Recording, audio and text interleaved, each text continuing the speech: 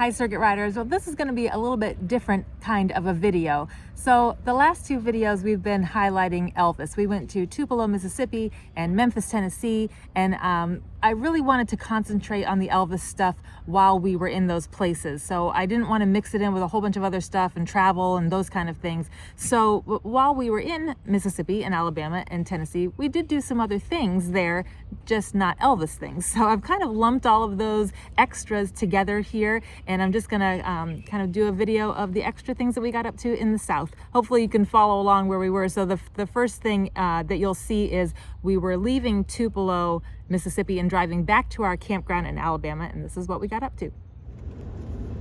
Yep.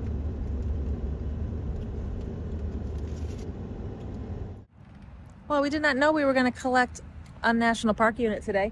We were just following the map on a roundabout way back to our campground, and we discovered that we are driving on the Natchez Parkway, which is a national park unit, and the visitor center's right here. It's just before closing time, so we ran in there, and I said to the ranger, I said, why does the National Park Service have this? What is it?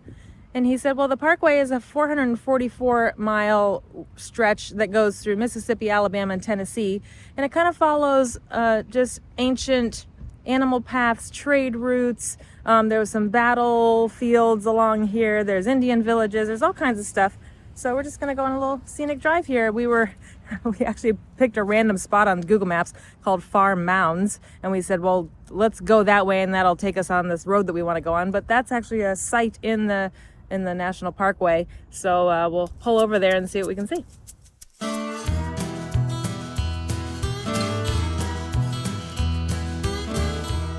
Pulled over to Farm Mounds. This is a Indian burial mound site used between 1 and 200 AD.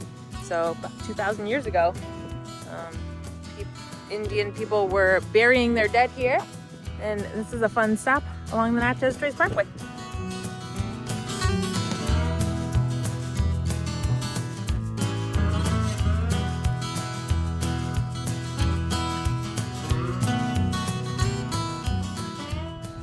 Just crossed over the state line from Mississippi into Alabama, and the town right on the border is called Red Bay. And as we were driving through, I don't know why, but all of a sudden I thought, Red Bay, Alabama. This is the headquarters of Tiffin Motorhomes. And Tiffin is, of course, was the parent company of Van Lee, which we own.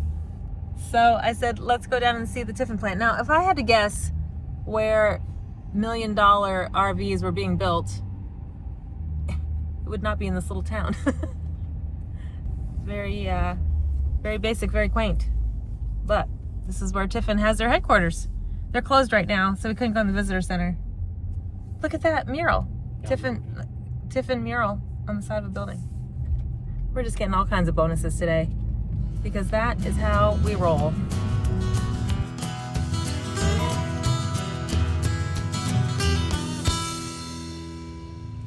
Good morning. We are leaving Alabama and heading over to Tennessee now.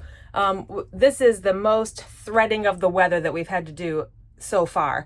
The massive storms and thunderstorms and flooding has been coming through Arkansas and Tennessee over the past 3 days.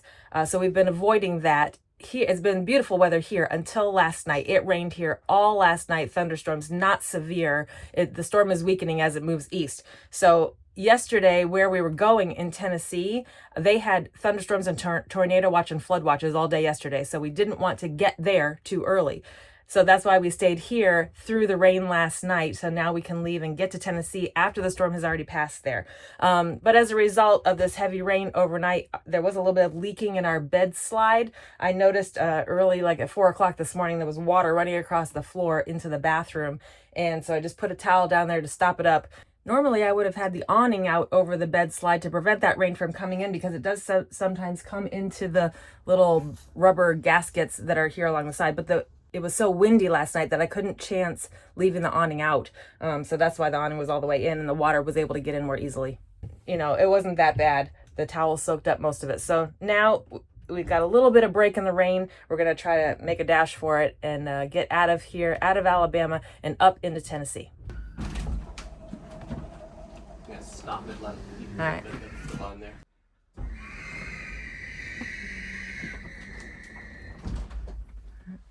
Not bad. I don't see anything dripping.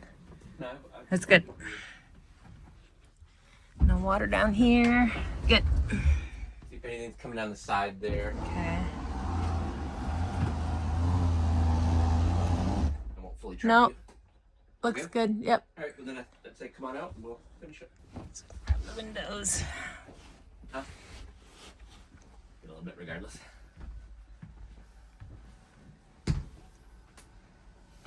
Ready for the All right. final Go ahead. touch?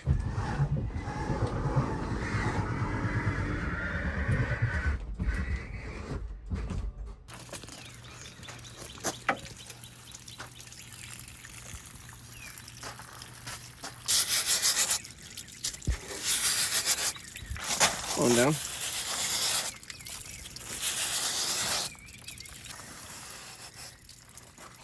We put a towel down on the floor, but we try to get as much of this water off as we can. Along here. Yeah, double it up.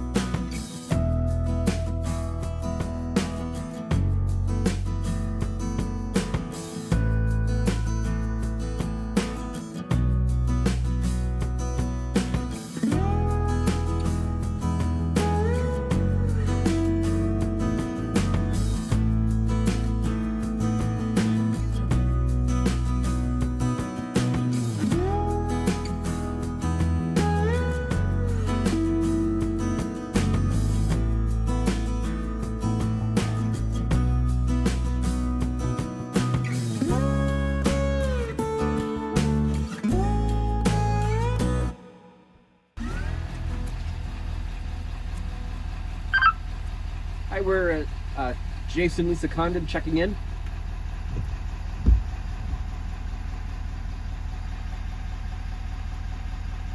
I'll be right down there. Thanks. Well, we made it over to Thousand Trails Cherokee Landing in southern Tennessee. We're just over the border. And man, those storms have come through and it is cooled off. It's in the low 50s right now. It feels like the mid 40s. Just out for a little walk at the campground. This campground is very deserted right now, early April. And it's not very big, only about 150 sites it looks like. And there's a handful of RVs here right now, but clearly off season. But that's okay, we're just here for a few days to go explore Memphis. So we'll do that in a couple of days once it warms up and dries out a little bit.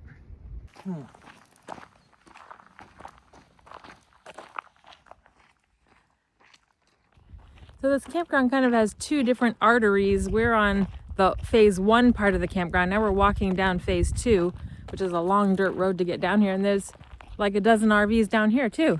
But overall, it is very, very empty here. And there seems to be a lot of very tiny RV sites. They could be tent sites, but they're graveled. They look like they're for RVs, but not very big.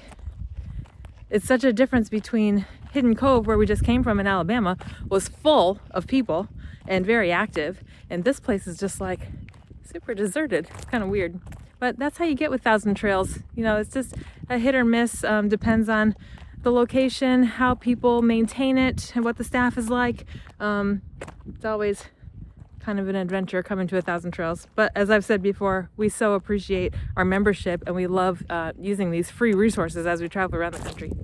I think this is unusual. So Jason disagrees with me. He says this is unusual for 1,000 Trails, that they're not usually quite this rundown, or we see a lot of, I don't even know Looks like a lot how to of deferred describe it. maintenance. It's a Things that are broken, things that have signs on them saying we're in the process of renovation, but it seems like the sign's been there for years.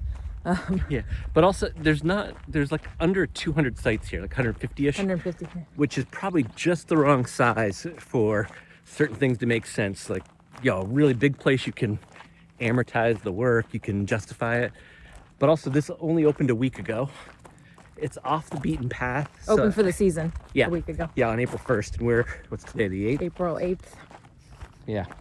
So some of that may play into it as well. But it looks like this also could have been, Lisa said that looked like some of those signs are a few years old, that they had it all planned for 2020 or 2021. And then a whole global pandemic happened that threw off all that, and they just haven't recovered yet. Wow, look at this forest green cougar. That is an amazing paint job. It says Hero Edition. I've never seen that before. It looks like an original paint job though, because the decals and the name is on top of the paint. You mean a stock paint like the company did? Yeah, like not that the person did it themselves. Pretty. Smells like summer camp.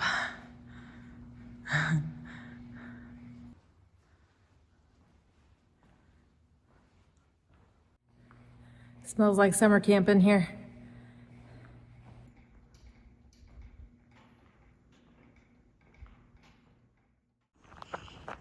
It's one of those rare grass basketball courts. It's a bit like tennis where you can play on clay or hard surface. This is high-end lawn basketball. Oh, it's a little flooded by the lake there.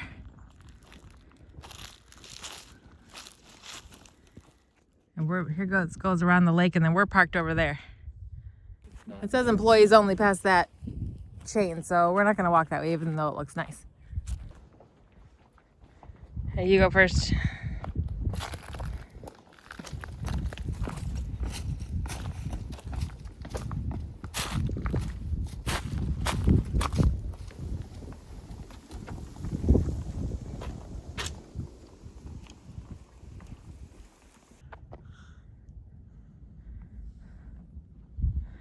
I don't know. I don't think that this is representative of Thousand Trails. This is way worse than we usually see.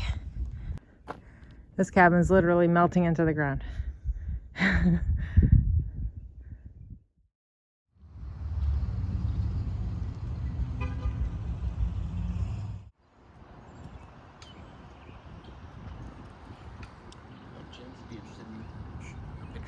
He would.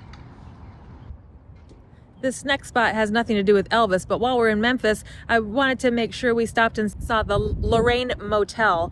This is the site where Dr. Martin Luther King Jr. was shot on April 4th, 1968, right on the balcony outside of his room here at the hotel. And they've got it set up nice here as a little display, and I think that the motel is no longer it's not a motel anymore. It's become the National Civil Rights Museum that they've got attached to it here.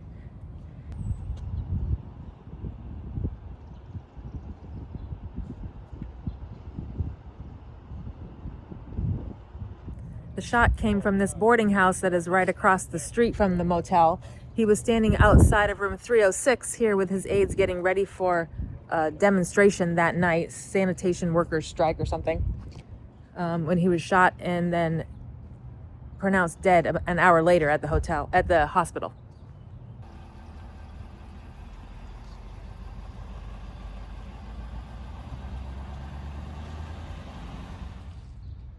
Well, I hope that all made sense and you were able to follow our jumping around through the South there. Next week, we're going to be with our friends for a week in South Dakota, so I'll see you there next time. Until then, have a great week. Thanks. Bye, guys.